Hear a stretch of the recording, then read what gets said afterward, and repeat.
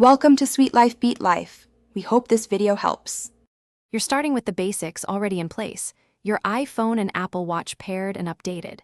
First, confirm Messenger is installed and that iPhone-level notifications are enabled in settings. Once done, open the Watch app on your iPhone, tap Notifications, and look for Messenger in the list. You begin by choosing whether to mirror my iPhone or set custom settings. This choice determines how alerts behave on your wrist, so pick the one that matches your use preference. Now configure how notifications appear. If you pick Custom, enable alerts, sounds, and haptic notifications specifically for Messenger so you'll feel or hear messages immediately. Make sure the watch itself has haptic strength set and silent mode off if you want taps.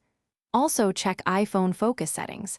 Add Messenger to allowed apps so notifications reach your watch during Do Not Disturb or sleep.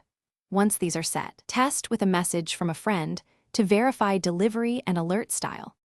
Finish by sending a test message and watching for the alert on your Apple Watch. Check Notification Center if it didn't appear. If notifications fail, restart both devices and make sure Bluetooth and Wi-Fi are active.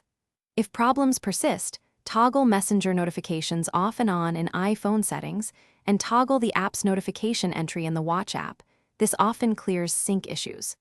As a last resort, unpair and repair the watch, but only after confirming account and app settings are correct. Thanks for watching. Consider subscribing if we helped you.